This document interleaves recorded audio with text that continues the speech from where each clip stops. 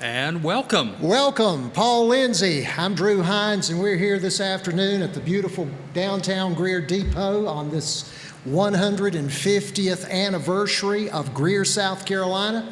And we're talking a little bit about our radio heritage, a long, rich radio tradition in Greer, South Carolina. And we're two of the old timers, by the way. Yeah, we are. I just forgot my cane today. But no, you were at WEAB. Right, correct. And what was the legal call sign? Do you remember how it went? The legal call sign. Yeah. For you mean where the legal ID came from? Like 800 WEAB. Yeah, Clear Channel. Clear Channel. It was a yes. Clear Channel station, which was kind of unusual back in those days for a local station, because Clear Channels were usually reserved for huge market stations. 50,000 watt stations. Yeah, that's right. And Greer had in the one. big cities, and we had one here in Greer, and you could pick us up all the way to Taylor's and beyond. Yeah, and sometimes Lyman. Yeah, sometimes Lyman, if the wind was blowing right. Yeah, because the station was a 250 watt station, which Yeah. was not unusual back then. No, it wasn't. 250 watts as compared to, let's see, I'm trying to think of some of the big boys. The 50,000 watters? Yeah, the 50,000 watters, like Yeah. in Chicago and New Yeah, York. WLS, That's right. WABC in New York. KMOX in St. Louis. Yeah, WOWO and where were they? Fort Wayne, Wayne, Indiana. Yeah. Yes, yes. So Yes. you had all of those, and of course I was at WCKI, 1300 WCKI, the That's Inspiration The Station. Inspiration Station. And you were on there. You had a program Yeah. after you started pastoring. Right after I was started in the ministry, I was at Pleasant Grove Baptist Church. I had a show 3 times a week on WCKI called Moments of Truth. I remember it. Very well done Yeah. program. Thank you. I Thank you thought so so. much. You're mighty kind. Yeah, well, you were a But- pro. Yeah, well, I don't know about that. Well, But we do go back a ways. Paul and I have known each other for a long time. long time. In fact, Paul, were you 14 when we first met? I don't know. I was thinking it was earlier, but you could be correct. He would come and hang out at the station. Yeah, I was probably Johnny Salter's most unfavorite person, because I was a kid showing up at a radio station, and I didn't belong there, but I loved radio. When my friends were out playing ball and whatnot, my hobby was going to the radio station. Yes, and who knew later on you would become a pro yourself? Well, I don't know about pro. I got paid to do it. Yes, you but did.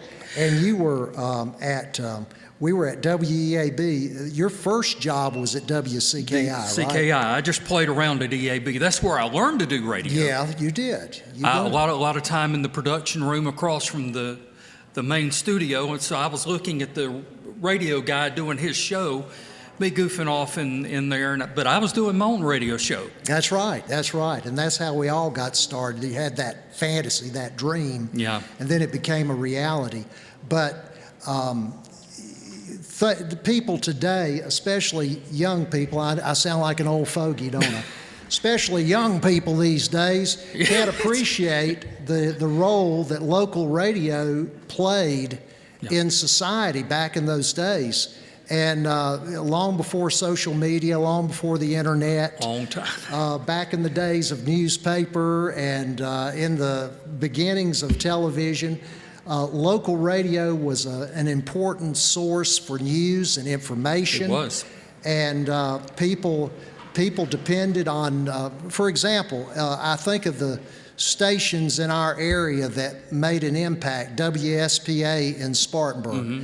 WSPA started out as an AM station, and of course later on, if I'm not mistaken, they had the first FM station. I think so. In South and it was in Carolina. the 50s at that, Yeah. which was unusual. And I later worked at WSPA in sales after I left WEAB for a while. But in those days, in the early days, they had a gentleman that some of you may be able to may remember, named Farmer Gray. Oh, yeah. Cliff Gray. And he was a morning radio personality at WSPA. He did, of course, back then, There was still a lot of agriculture in the area. Oh, yeah. Peaches, cotton. Peaches, definitely. And he did agricultural reports, and he was instrumental in introducing a lot of musical groups Oh, really? in the area. Yeah, Cliff Gray. And by the way, an interesting aside about Farmer Gray is that in 1945, when Franklin Roosevelt died, and he died down there in Warm Springs, Georgia, Mm-hmm. and they brought his body by train through here, through Spartanburg, through Greer. His train passed right by this depot Right behind the down here. wall we're And over. that was in April of 1945, and the CBS radio network wanted local on-the-air talent to give a report on how their community was accepting the death of the president. He had been president for 12 years, and Cliff Gray, Farmer Gray, was responsible for the report from Spartanburg, and it was one of the most powerful and popular reports on the CBS radio network. That would be interesting to go back and listen to Yeah. if they have archived it. And they have. Oh. And then you had, WFBC in Greenville. Mm-hmm. And you had radio personalities like Monty Dupuis, who was my hero, Yeah, Monty was a great and guy. did local weather, did a children's show. Yeah, and- Monty's Rascals. And did the morning radio show, and nobody could touch him. Nobody no. could touch him. But then we had local, we had local radio stations like WCKI and WEAB. We did, right here in Greer, and it was focused on Greer. A lot Right. of local news, local features. Of course, I don't know if we want to go ahead and mention Carl's story yet, but Carl lived here in Greer, and he was a music legend. Grand Ole Opry, all kinds of stages, but lived right here in Greer. In fact, he lived right beside what was the Greer Drive-In. Yes. And he had a great radio. He started on radio in Greer at WEAB. Right. How long was he over there? Do And you he remember? was also at WCKI He at one was time. afterward, yeah. Well, let me tell you a little bit of background on that. WEAB was Greer's first. It was Greer's premier radio station. And as I think we already mentioned, the call letters WEAB stand for Ed A. Birch, who was the editor and the publisher of the Greer Citizen. And I think he and a partner started WEAB, I think it was 1949. I've Is got that right? 49, June 15th, 1949, according to the information I could find. Right, and probably for about 10 years, it was the only radio station in Greer. CKI went on the air in 55. 55. March of 55, so a few years. Yeah, so WEAB, I went there when I finished the University of South Carolina in 1976. I joined the staff at WEAB, and we were country. In fact, the format was called Countrypolitan. Really? That's an interesting, I hadn't heard that. Yeah, and that was a contrived format that was popular among a lot of radio stations in those days. But then Mr. Birch, and I got to tell you this story about Mr. Birch. In August, I came to him. This was 1976, and I came I went to the newspaper office every day to pick up our mail. And I asked him one day, I said, Mr. Birch, can I have half a day off tomorrow? Oh. And he said, why do you need half a day off? And I said, well, I want to get married. And he said, you're going to get married and you're only going to take half a day? I said, that's all I need. And so Suzanne and I went to the courthouse and we got married. And he told that story for years, I guess for the rest of his life, about Drew taking half a day off to get married.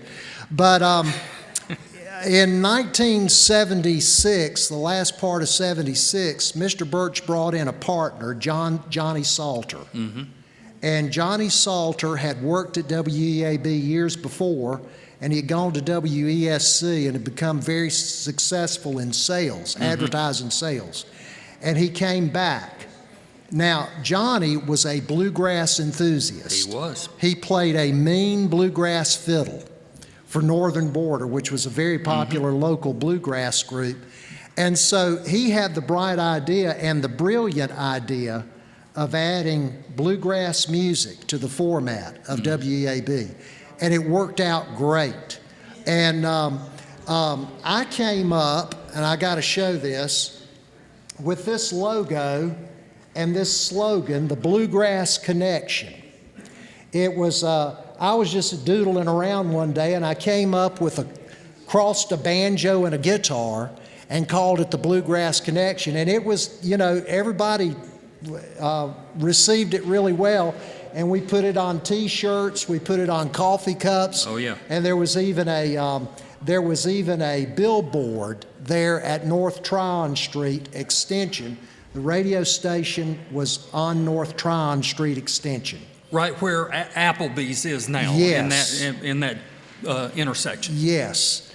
And so I'm going the long way around to tell you how Carl came. Okay, I want to know how he got there. Yeah, Carl's story was a bluegrass icon. He was. He was originally from Lenoir, North Carolina, and he was called the father of bluegrass gospel because he's one of the ones who incorporated bluegrass music and gospel music. And he was a songwriter. Mm-hmm. He wrote a song, he co-wrote with Carl Smith, I Overlooked an Orchid While Searching for a Rose. Does anybody remember that song? Yes. Now, Mickey Gilley recorded that song in the 1970s, and it became a huge hit. And when ASCAP, when we would do our BMI logs, BMI logs to give writers royalties, Carl would really want us to push Mickey Gilley. But Carl came to the station at that time. And he was there how many years? He was there a good many years, yeah. But I remember at one time when Cablevision started in Greer, they would have the weather, at that time they would have the gauges and you could see the wind speed and all that type of thing, and they would have Carl's show playing on Cablevision, so you was watching the weather and hearing bluegrass music. That's right. And Carl was something really to be around. But one thing I always found funny, he always had somebody sitting in the chair to his left, to the left turntable, and more times than not, I always laughed at it. Somebody would touch the arm of the record that was playing, so you hear the bluegrass music playing, and then all of a sudden you hear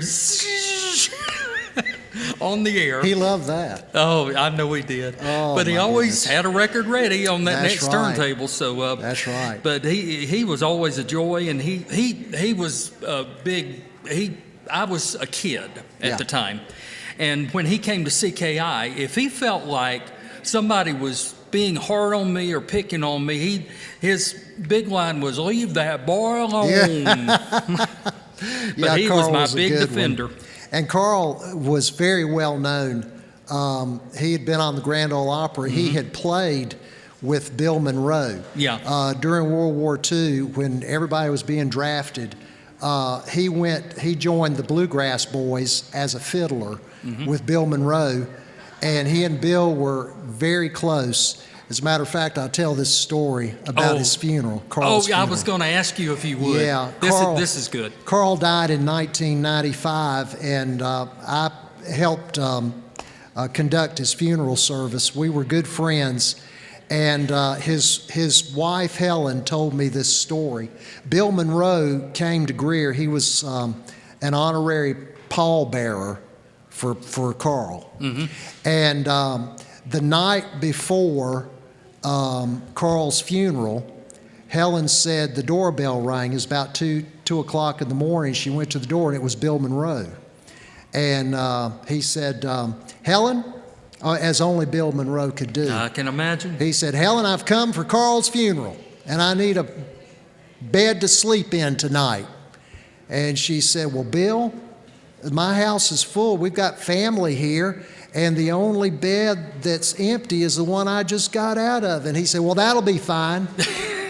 And so the night before Carl's funeral, Helen slept on the couch and Bill slept in her bed.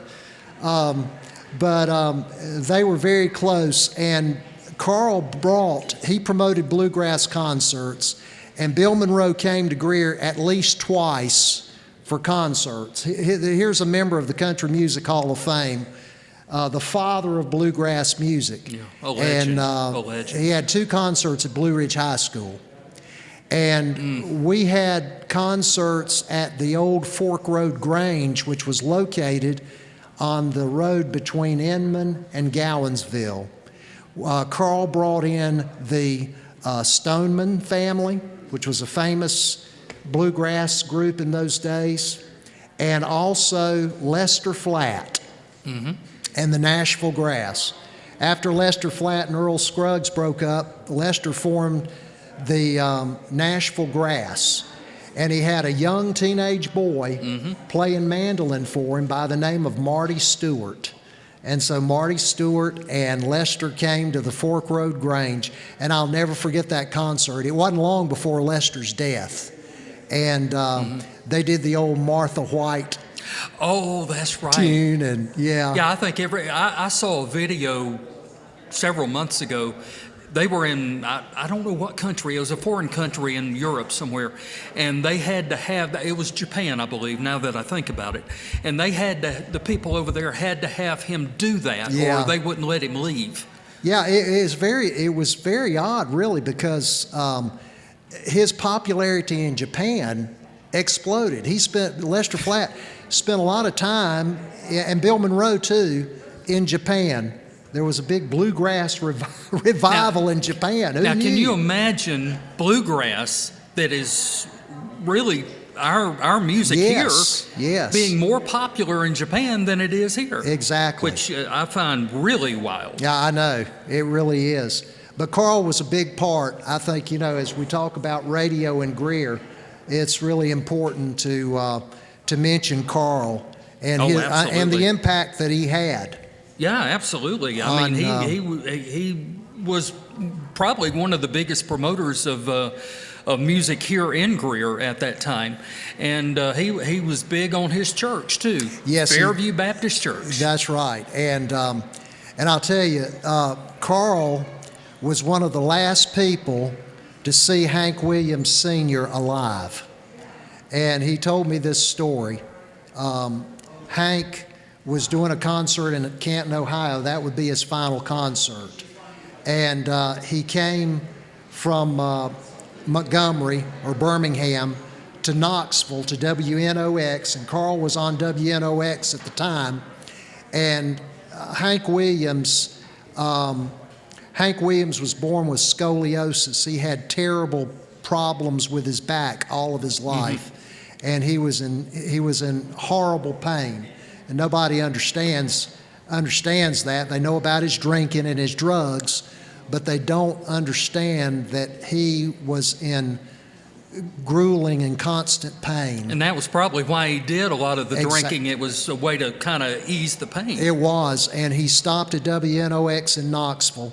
Carl was there, and they called a doctor in to give him a morphine shot in Knoxville. And then he went on up whatever highway it is, into Ohio.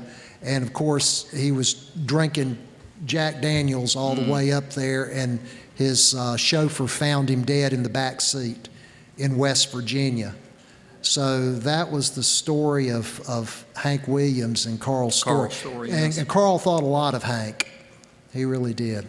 Now, I never really heard him talk a lot about him, but that's interesting to hear, because Carl really impacted a lot of people that we really don't realize. I know you were telling me some of the people that he had contact with and impacted. So Carl was really a great guy, and the fact that he lived right here in Greer. Yes. And he lived in a simple home. He didn't show off. He drove a van.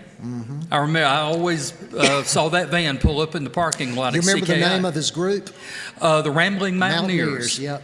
Yeah, Yep. absolutely. And they were fantastic. He was on Star Day Records, which was like the premier record label of bluegrass music. Yeah. And he wrote another classic song called If You Don't Love Your Neighbor, You Don't Love God. Do you Yep. remember that one? I do remember. I played that. I played that on the radio. Let's see, is it Rhonda Vincent who does that? And does a great think job of it. Is it it- Rhonda one Vincent? of the newer artists is Yeah. doing that. I think it is her. If you don't love your neighbor, you don't love God. And he was from right here in Greer. I That's mean, there's a right. lot we could say. Now, I don't know if you want to talk about the fact when you were, a lot of people may or may not know, Drew played Santa Claus on the radio. And I got a lot of stories with that. But I, being the kid that hung around since I was a kid and my voice hadn't changed, I was his elf. And kids would call into WEAB radio and tell Santa what they wanted for Christmas. And I was the elf. He was a great elf, by the way. I made efforts. That's right. I made efforts. And we but never overpromised, did we? No, we didn't, No. because, I mean, when you're filling in for Santa, you Yeah, I can't know. make promises because, I mean, you're... Took it very seriously. Yeah, well, you helped out. You gave the report to Santa Yeah. what was asked for, so we didn't forget. And I actually literally played one of his helpers. We had a suit that I wore.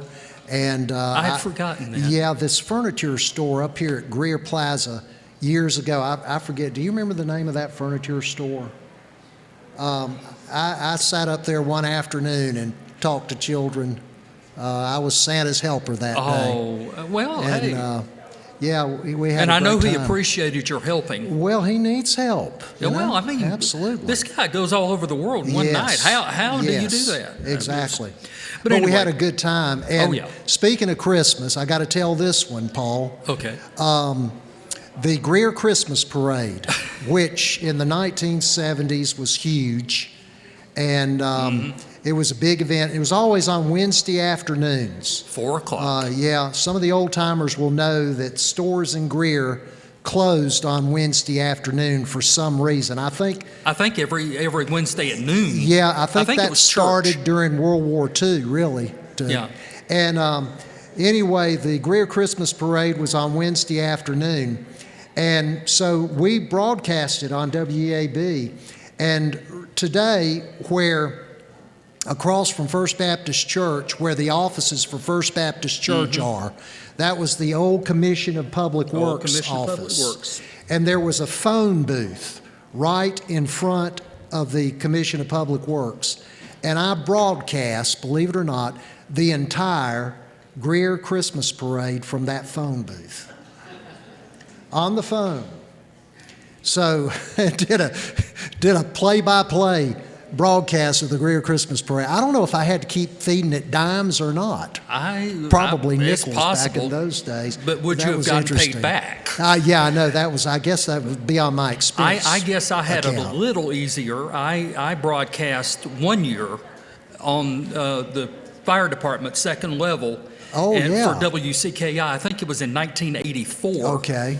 Because in 1985, I was in the back of a truck, with in the parade. In the parade. Waving at people with WCKI. There's Never a got to picture be in of the it. parade. You never got to be in. No. Oh, it's fun. Yeah. People are usually smiling at you. They're Well- happy to see somebody, I guess.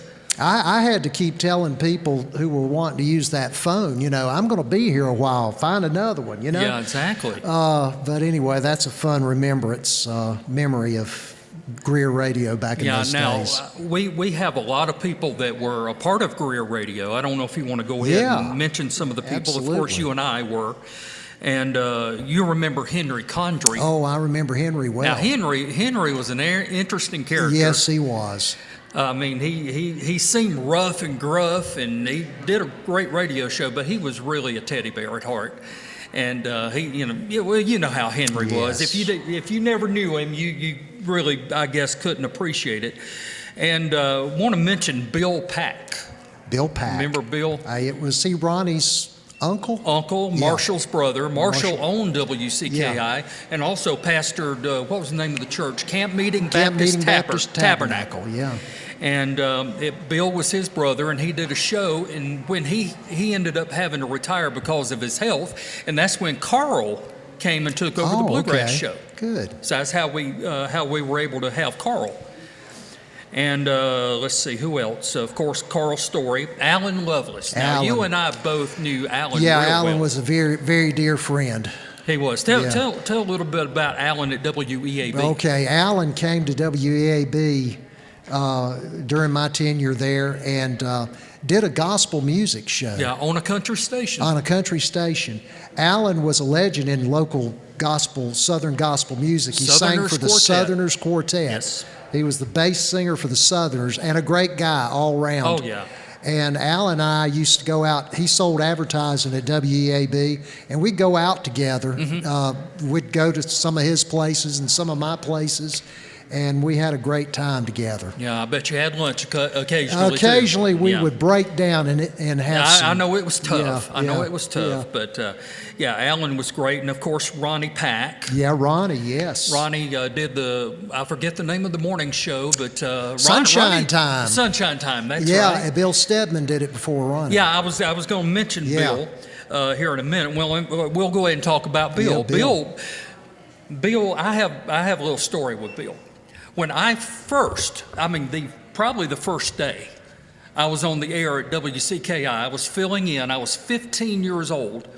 I was doing summer radio, and he was on the air before I did the midday, and he went off, and I noticed he went over and flipped a switch on the board. And if you don't know what a board is, it's where all the switches and knobs and all that type of thing are, for lack of a better term. Back in those days. Back in those days. That was back when radio was fun. Yeah. Now it's all computers. Yeah. Not really fun now. But he flipped a switch, and I didn't know what it was. So I went over and I started to, did my introduction, started my first song. There was nothing. Turntable was playing.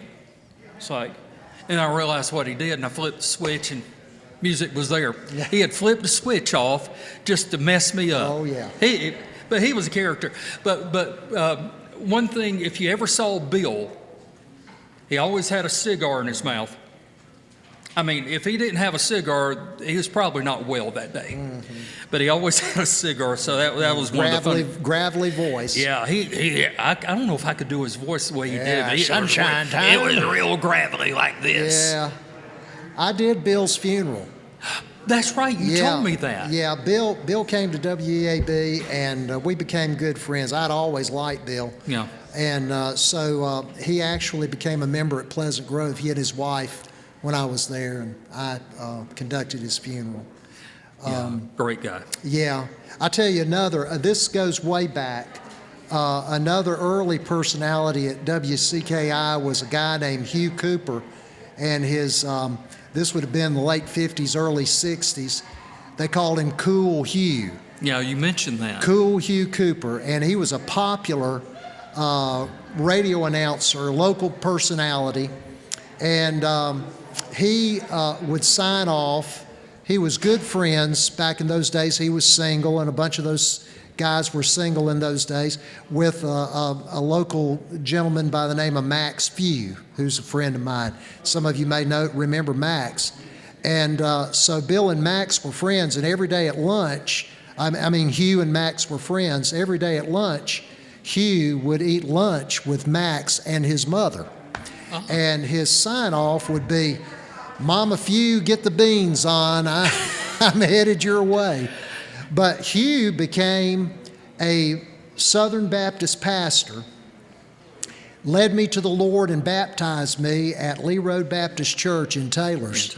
And he is still a great friend. He and his wife Carol live in Charlotte. He's 88 years old, and I just talked to him last week. But he is an old-time Greer radio legend. Wow. We have so many, and I know, as I said, we probably are leaving some out. I can't mention Ronnie without Arlene. Oh, absolutely, yeah. And Arlene is on staff at Wood Mortuary now. Oh, she is? Yes, she I works think at I Wood didn't know if she Mortuary. still was. I know you had told me Yes, she was. Yes. Now, what's Yeah. Ronnie doing? You know, Ronnie has been in poor health for some time, I I hadn't seen think. him in Yeah, years. he's been retired for quite a while. Yeah, but he as we mentioned, Ronnie did the had a morning great show. radio voice. He was a great radio Yeah, guy. he was, but he was a unique person. In fact, I called him. There was an issue one Saturday at the radio station. I happened to be working, and so I called his home. And you'd have to know Ronnie to appreciate this, but Ronnie, he didn't answer the phone like a normal person saying hello or anything like that. He answered, "Insane Asylum, can I help That's- you?" That was Ronnie. Yeah, Ronnie. You never know what you were going to get That's with him. right. But anyway, we can mention him. A name you and I talked about, and we don't know if anybody listening knows, I would love to know where Rick Rogers is. Rick did, middays, I believe, Yes. at EAB. Yes. And he was the one, I don't know if I should tell the story or not. I don't know if it was him or another guy, but it seems like I remember Rick doing this. A lot of times he would be there on Saturdays and they would have races. They'd have these Yeah. stock car races. Yeah. Well, a lot of times he wanted to get up and go out. So I was a kid. He would go out and if there was a break, they needed a legal ID. I had that legal ID in there. I ran the board while he went and did whatever it was. Oh, wow. What's supposed to. So that's how I ended up doing early radio. So and then there was Sunday mornings. A guy named Dean used to do Sunday mornings at EAB years ago, and he did an afternoon show at another radio station down in Woodruff. So he got up real early. So I had everything lined up, and I did his show while he slept. So right now, Dean and Rick Rogers, the FCC is looking for you, right? So I would hide. Yeah. No, I'm sure the statute of limitations is pretty much Probably in. so. I'll tell you who hired me at WEAB was Bob Dean. I remember the name. Bob Dean was a fixture in local radio around Spartanburg especially for many years, and he was on you mentioned NASCAR, Mm-hmm. he was on the NASCAR network for some time. You know, back then on the radio when they broadcast NASCAR, they would have different reporters at different turns. Oh, yeah. And they'd always say, now here's Bob Dean at turn number 2, and Bob Dean, he'd give his report. But Bob worked at WAB and hired me when I finished Carolina. And Bob went from there to WSPA and became a reporter, and he gave them my name to come to WSPA later on Yeah. in radio sales. So Bob Dean, Scoop Johnson was the manager of WEAB in Yeah. those days, and several others. But those were good days. They were. A lot of people, Greer is so different now. And I love the way Greer is now, especially downtown Trade Street. If you haven't been down Trade Street, those of you who are watching outside the area, you need to come and see it.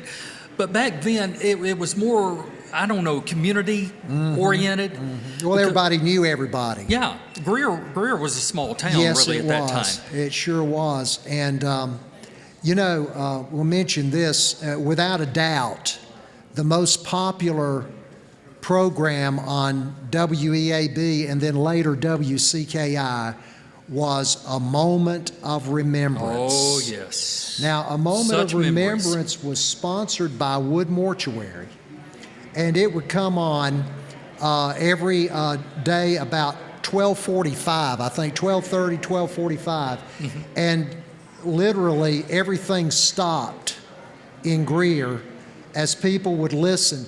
I've heard people tell me, said, my grandma would not let me speak for 15 minutes during a moment of remembrance because that was the lifeline. People, what they did back in those days at Wood Mortuary is that they would literally, the secretaries would type the obituaries, type them out, and then one of the morticians would deliver personally, before fax machines, long before email, they would personally deliver the obituaries to the radio station, and we would read them. And the background music was this creepy organ music. It sure was. It was just this, this organ music it sounded like, Bela Lugosi could appear at any moment. The kind that if you were kind of half sleepy, yes, and nobody were talking, you would. That's exactly right. But I want to tell you something. A lot of grannies, hey, they would turn their soap operas off. They'd turn their soap operas off to listen to a moment of remembrance. And sometimes it could be a challenge reading those names and reading all the arrangements that had been made. And then after it left WEAB, they brought it over to WCKI. Right. Yeah. And while I was there, I had the privilege of reading those. Yes. Now, the crazy thing was, now fortunately we had a lady who, I think they read it to her over the phone and she would type it out and then bring it to us. But what we had to do was not just read the name of the person, their age, where they live, and all that type of thing. We had to read the entire list of the family members, brothers, sisters, pallbearers, the whole thing. And some of the names that people were related to is like, they had to not have been from America, because there was some names, and I know I butchered many of them. Well, one of the classics, of course, is that, and I never will forget this, and I don't remember who was on the air at the time, but there was a pastor in Greer back in those days that some of you will remember by the name of Reverend Walter B. Satterfield. And he started Southside Baptist Church, and he did a lot of funerals in the area. And so one day Walt was having a funeral of a local resident, and whoever was on the air said, "The service will be conducted by the Reverend Walter B. Scatterfield." And so oftentimes, it was a challenge. And we had a program on there about the same time, before or after a moment of remembrance. It was a swap. It wasn't called Swap and Shop, but it was something like that. Something like that, yeah. And one time somebody had cabbage plants for sale, and one of our creative disc jockeys said, "For sale, garbage plants." They couldn't read it. Cabbage became garbage. But anyway, that's some of the fun of live radio. Live radio, you never knew what would go on. I had something happen. Nobody knew it but me. I was live on the air in the middle of saying something, and kept on. Nobody said anything. So either they didn't notice that that's what I did, but I actually belched on the air. Oh, my goodness. Yes. Well, I won't tell anybody. Well, please don't, because it would be embarrassing if anybody found out. We would not want to embarrass Paul. Now, you mentioned Scoop Johnson. Yes. But you told me about an early personality at WEAB that I want you to mention, Hayloft Hattie. Yes. Please tell me about her. I don't know if Brother Hannon down here would remember Hayloft Hattie or not. I just noticed who that was. But she was a local personality, WEAB, back in I guess right after the station came on the air.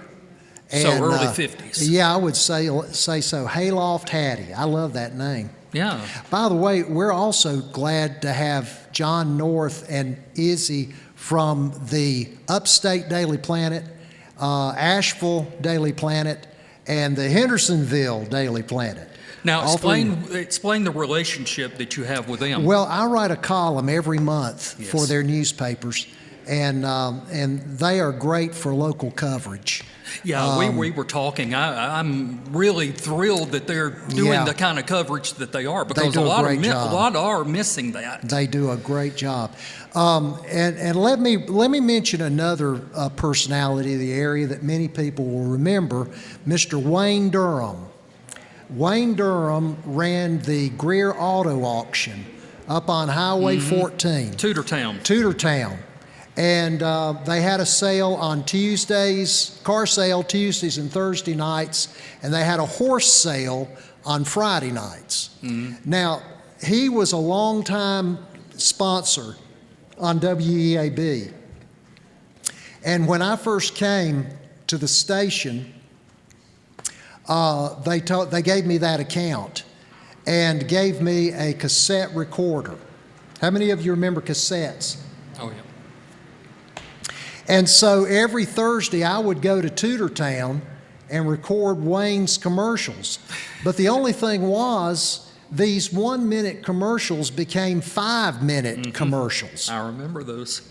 And he would famously get on there and he would advertise about the car sale and the horse sale, and talk about Mexican pottery that they sold and 8-track tapes and the whole 9 Yeah. yards. He was an interesting character. He was. And I also did his funeral. Oh, really? Yes. I didn't know that. Yeah. Now, one thing about Tutortown, back in the 70s, we used to have our CB coffee breaks. Uh-huh. You remember CB Oh, days? yeah, yeah. And and most of the people in CB, were adults. I was just a kid, basically. I was a teenager, early teens.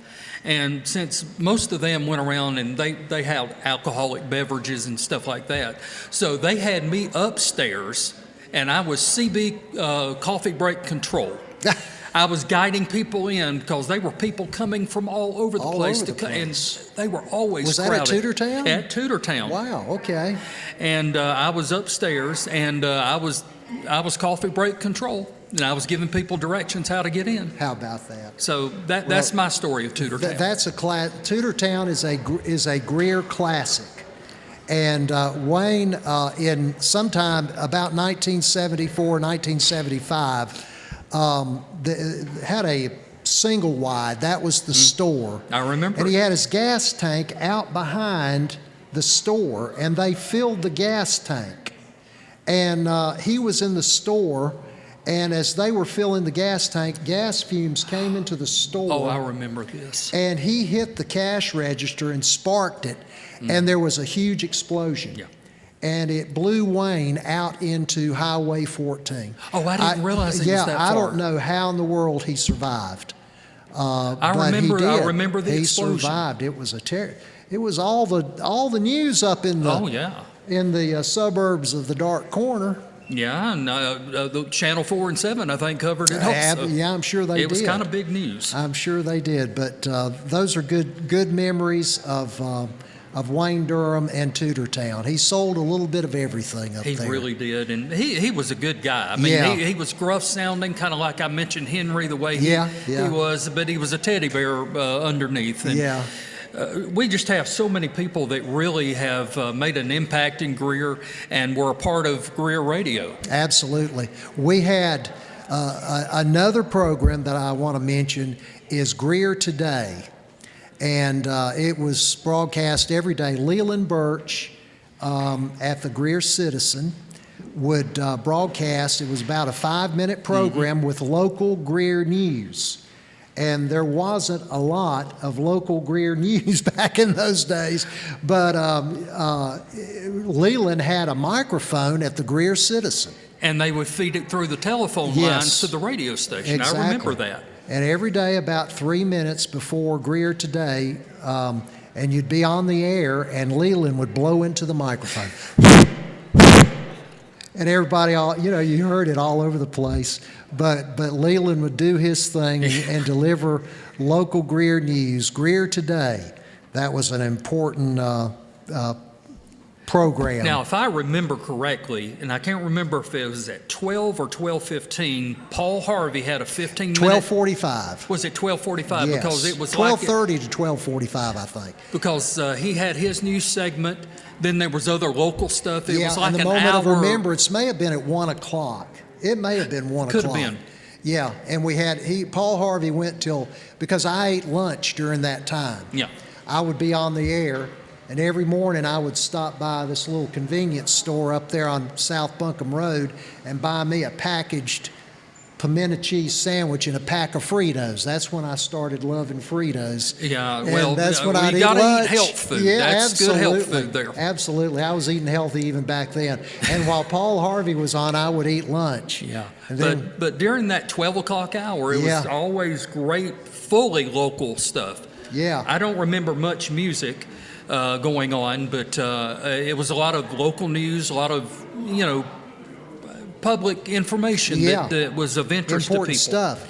We're winding down. Yeah, Paul? he has literally come up and got a countdown clock. Yeah. And I think, as far as I can remember, that's about all I can think of that we can cover, unless you got another story or two we can throw in there. Well, let me mention Mrs. Helen Donald, Yeah, that who was one was on my a list. dear African-American lady from Greenville who had a gospel show on WEAB every Sunday morning. And I had the pleasure of engineering that program a time or two, sponsored by Watkins Garrett Wood Mortuary in Greenville. Greenville. I passed by There's there a quite black a bit. mortuary in Greenville. Yeah, on And, Augusta Road. It was kind of an interesting cross-cultural thing there because she had that program every Sunday morning faithfully for many, many years. Yeah, Miss a Helen lot of great memories. Absolutely. Well, I think that's about all I have. Yeah, You good? well, we could go on and on, Oh, but yeah. we better I mean, stop. there's a lot of stories we could tell, probably shouldn't. Yeah, that's exactly right. But anyway, thank you for David for Yes. allowing us to do this. Thank you, Greer Heritage Museum, for sponsoring this. Yes, absolutely. And for the depot. I'm a proud volunteer. Yes. And if you would like to volunteer, we would love to have you see David. There's so many around. If you see somebody with a badge on, ask them, and they'll set you up a time. All right, thanks a lot. Thank you Appreciate so it. much.